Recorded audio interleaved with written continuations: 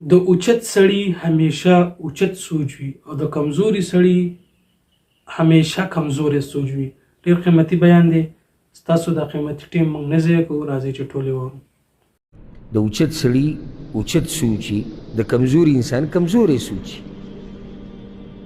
که خیال هم کړی موږ نه په وړوکوالي کې به استادانو تپوس کوو، که هغه به مدرسه کې وو، که هغه به سکول کې وي چې لوی شي څه به جوړېږي.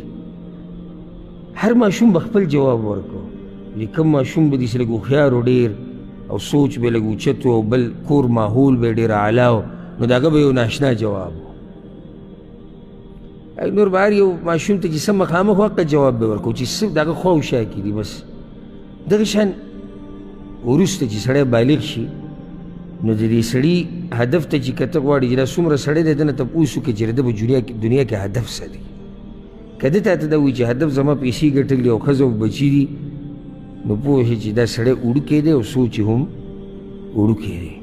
د غټ سړي غټ سوچ او د دنیا کې چې را ژوند تېروي دا ته زه نصیحت وکړم د یو غټ سوچ سره یې تېروئ.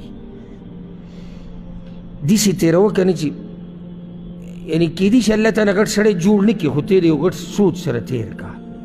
لکه چې لازم نه دی چې موږ خپل هر هدف ته ورسو، خو یو هدف ته چې کله ته روان یې که نه، زما دا خبره ګورئ که د سرو زرو په اوبو ولیکئ هم قدر به ادا نه کوي.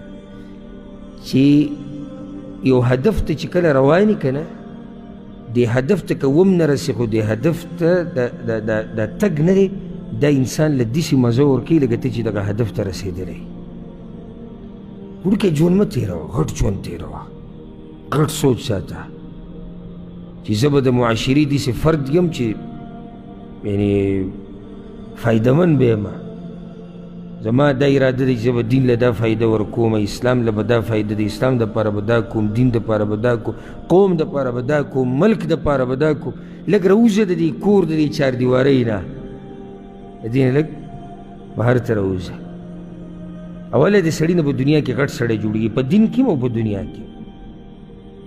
لکه اوس ګوره مثال به له دنیا درکړم چې خبره واضح شي، ځکه چې موږ په دنیا باندې د دین نه ډېر پوهېږو. کله چې زه تا نه تپوس وکړم چې ستا څه هدف دی، یاره وایي زما هدف دا دی چې زه د میاشتې 3 ریاله تنخواه پیدا کړم. بس نور څه نه، بس 3 ریاله زما په کار دي. دا ډېر وړوکی سوچ دی او ډېر به عمر له په دې کې پاتې شي. د هغه بل هدف څه دی؟ ستا هدف څه دی؟ وایي چې زه تاجر شم، زما کاروباري، زه 3000 روپو ته نه پرېوځم، نه 2000 ته، نه 50,000 ته، او د خلکو پورې وخاندلم وایي چې زه تاجر وی. دقه شان یو ورځ راشي دا سړی په رښتیا تاجر وي، د غټ سړی هغه چې پرون کار پسې ګرځېدو د هغه سره یو 100-200 کسان بیا کار کوي، ځکه چې هدف یې ځان ته غټ ایښودی و. او د کلي نه سړی راشي، دا مسافر ملګري رونه ما هم ښه پېژني او زه هم ښه پېژنم، چې دی اوس زموږ خبره کوي. خو دا حقیقت دی چې کلي نه راشي د ده دا ته څو دیاړی دی، زه به څو ولم، او دا به عمر له د ده سوچ ټول په دیاړو کې پاتې شي. بس سپین ږیری شي، په ملا یې دړلی شي، په خپو یې دړدونه شي، او بیا دقه شان لاړ شي. سره دا قد دیاړیانو مخکې دی لاړ نه شي. زموږ پښتانه ځکه موږ شاته پاتې شوي یو، یا نور قومونه څنګه څو ورځې بعد ته وي نو هغه نه غټ سړی جوړ شو او موږ شاته پاتې شو. ځکه زموږ سوچ دغه دی چې دا مخامخ سړی چې څه کوي زما ارد ګرد چې زه هم دغه کار وکړم. هغه مخامخ مثال کې اتیا ریاله دیاړي دي چې زه زیات نه زیات زه یې 10 کم 100 کم بس، او چې دی 100 لي زه به یو 100 والم، خو چې زما دیاړي ولګي نه. سوچ غټ ساته په دین کې هم او په دنیا کې هم. په دین کې غټ سوچ ساته، دا نه چې زما دینداري محدود ده صرف په مانځه پورې بس، نه، زه به نور هم اخوا ډېر څه کوم. دا نه چې زه صرف یو بیان اورم او هغه زما په سر اوري، نه، زه به دا یادوم، زه به دا بیانوم. ورب الکعبه یو ورځ به نه الله غټ سړی جوړ کړي. او دا د نیکانو خلکو دعا ده. ګوره قرآن کې الله را نقل کړې ده، ذهن کې راځي ده چې وجعلنا للمتقین اماما، یا الله موږ نه څه جوړ کا؟ د متقیانو امامان را نه جوړ کا.